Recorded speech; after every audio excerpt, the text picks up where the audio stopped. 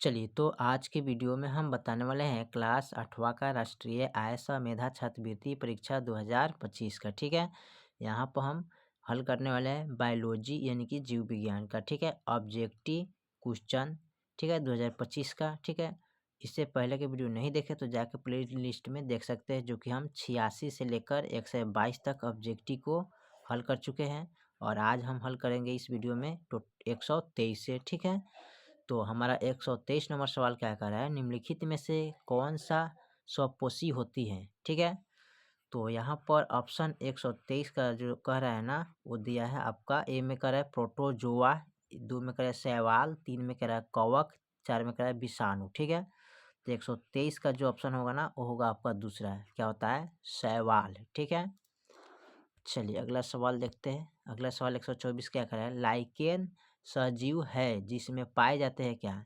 शैवाल और बायोफाइटा, अधिपादप और अंतपादप, शैवाल और कवक, मांस और कवक। ठीक है, तो 124 का जो ऑप्शन होगा ना, वो होगा आपका तीसरा।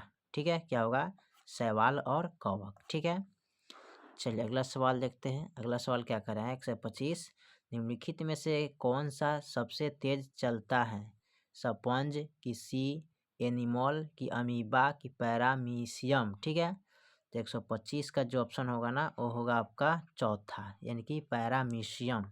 ठीक है, चलिए अगला सवाल देखते हैं। अगला सवाल हमारा क्या कह रहा है, 126 में मत्स्य वर्ग का प्राणी है क्या, जेली फिश की, स्टार फिश की, शार्क की, सिल्वर फिश। ठीक है, तो 126 का जो ऑप्शन होगा ना, वो होगा आपका तीसरा, यानी कि शार्क होगा। ठीक है, चलिए अगला सवाल देखते हैं। अगला सवाल हमारा क्या कह रहा है, 127 में इनमें कौन सा रोग वायरस सा होता है। ठीक है, इसमें कौन सा रोग वायरस होता है, हैजा की, क्षय रोग की, एंथ्रेक्स की, एड्स। ठीक है, तो 127 का जो ऑप्शन होता है ना, वो होगा चौथा, क्या होता है, एड्स होता है। ठीक है, ये वायरस होता है। ठीक है, चलिए अगला सवाल देखते हैं। अगला सवाल हमारा क्या कर रहा है, 128 में इनमें कौन सा रोग बैक्टीरिया से होता है, खांसी जुकाम की, इन्फ्लुएंजा की, टाइफाइड बुखार की, डेंगू बुखार। ठीक है, तो 128 का जो ऑप्शन होगा ना, वो होगा तीसरा, यानी कि टाइफाइड बुखार। ठीक है, चलिए अगला सवाल देखते हैं। अगला सवाल हमारा क्या कर रहा है, 129 में कुत्ते के काटने से वायरस द्वारा जो रोग उत्पन्न होता है वह कहलाता क्या है। ठीक है, एक में दिया ममस, 2 में दिया हाइड्रोफोबिया, 3 में दिया है पीलिया, 4 में दिया है चेचक। ठीक है, तो 129 का जो ऑप्शन होगा ना, वो होगा आपका दूसरा, यानी कि हाइड्रोफोबिया। ठीक है, चलिए अगला सवाल देखते हैं। अगला सवाल हमारा क्या कह रहा है, 130 में हाइड्रोफोबिया रोग पैदा होता है क्या, जीवाणु द्वारा की, कवक द्वारा की, विषाणु द्वारा की, प्रोटोजोआ द्वारा। ठीक है, तो 130 का जो ऑप्शन होगा ना, वो होगा आपका तीसरा, यानी कि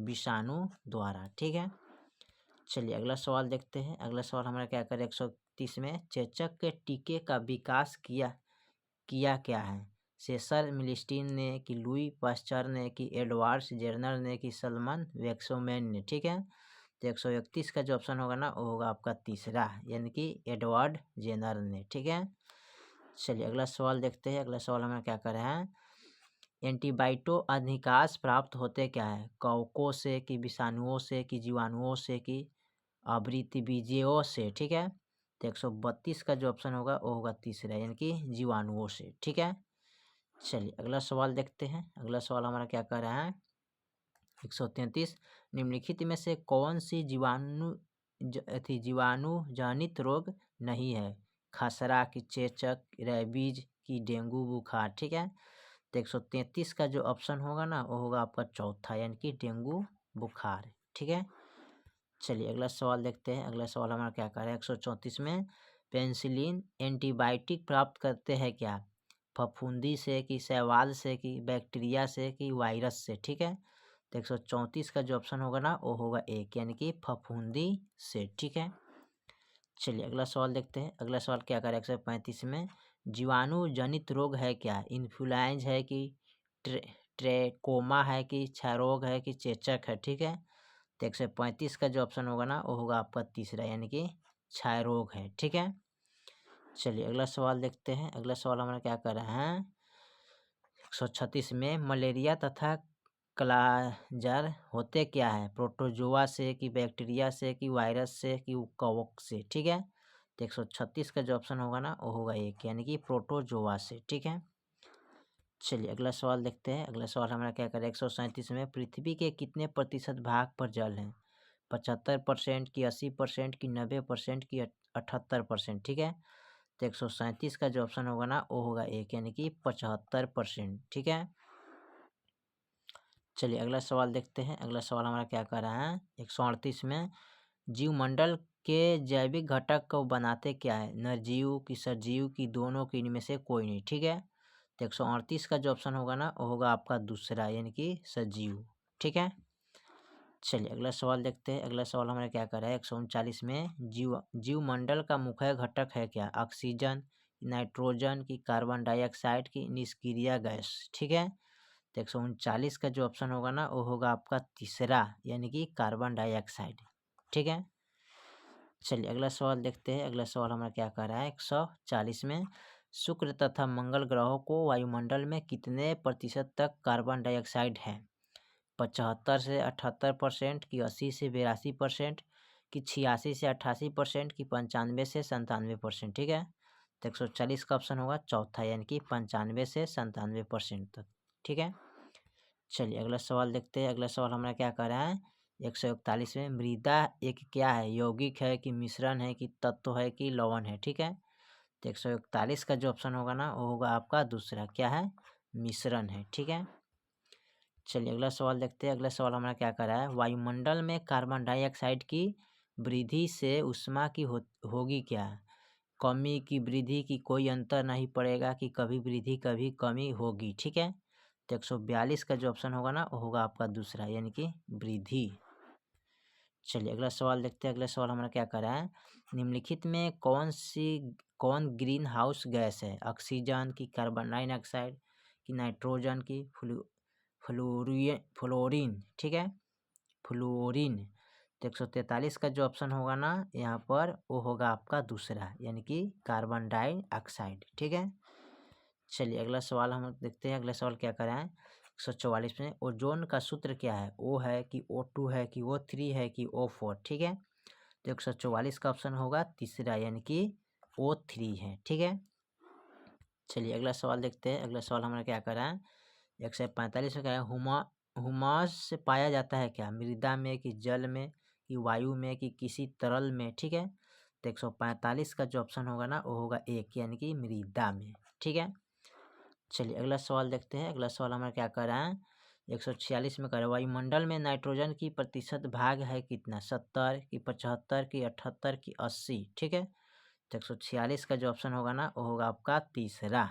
ठीक है, यानी कि 78%। ठीक है, चलिए अगला सवाल देखते हैं। अगला सवाल हमारा क्या कर रहा है 147 में, निम्नलिखित में से कौन सी फसल मृदा को नाइट्रोजन से समृद्धि करेगी? ठीक है, एक में दिया है सेब, दो में दिया है मटर, तीन में दिया है धान, चार में दिया है आलू? ठीक है, तो 147 का जो ऑप्शन होगा ना वो होगा आपका दूसरा, यानी कि मटर। ठीक है, चलिए अगला सवाल देखते हैं। अगला सवाल हमारा क्या करें 148, इनमें स्थूल पोषक तत्व है क्या? MO की, ZN की, FE की, CA? ठीक है, तो 148 का जो ऑप्शन होगा ना वो होगा आपका चौथा, यानी कि CA। ठीक है, चलिए अगला सवाल देखते हैं। अगला सवाल क्या करें हमारा 149, इनमें सूक्ष्म पोषक तत्व है क्या? C की, H की, Cl की, Mg? ठीक है, तो 149 का जो ऑप्शन होगा ना वो होगा आपका तीसरा, यानी कि Cl होता है। ठीक है, चलिए अगला सवाल देखते हैं। अगला सवाल हमारा क्या कर रहा है 150, मधुमक्खी पालन प्राप्त किया जाता है क्या? मधु तथा मोम, रानी मक्खी की पराग तथा औषधि की, नर तथा मादा मक्खी? ठीक है, तो 150 का जो ऑप्शन होगा ना वो होगा एक, यानी कि मधु तथा मोम प्राप्त किया जाता है। ठीक है, चलिए अगला सवाल देखते हैं। अगला सवाल हमारा क्या कर रहा है 151, कार्बनिक की खेती में उपयोग किया जाता है क्या? रासायनिक उर्वरक की, पीड़कीनाशी की, शाकनाशी की, कार्बनिक खाद? ठीक है, तो 151 का जो ऑप्शन होगा ना वो होगा आपका चौथा नंबर, यानी कि कार्बनिक खाद। ठीक है, चलिए अगला सवाल देखते हैं हमारा 152 में क्या कर रहा है, उर्वरक प्रदान नहीं करते हैं कौन, नाइट्रोजन की फ्लोरीनी की फास्फोरम की पोटेशियम, ठीक है। तो 152 का जो ऑप्शन होगा ना वो होगा दूसरा, यानी कि फ्लोरीन, ठीक है, फ्लोरीन। चलिए अगला सवाल देखते हैं। अगला सवाल हमारा क्या कह रहा है, 153 में पौधे अपना भोजन बनाते हैं क्या, सूर्य के प्रकाश में कि अंधेरे में कि केवल शाम में कि हमेशा दिन और रात में, ठीक है। तो 153 का जो ऑप्शन होगा ना वो होगा आपका एक, यानी कि सूर्य के प्रकाश में, ठीक है।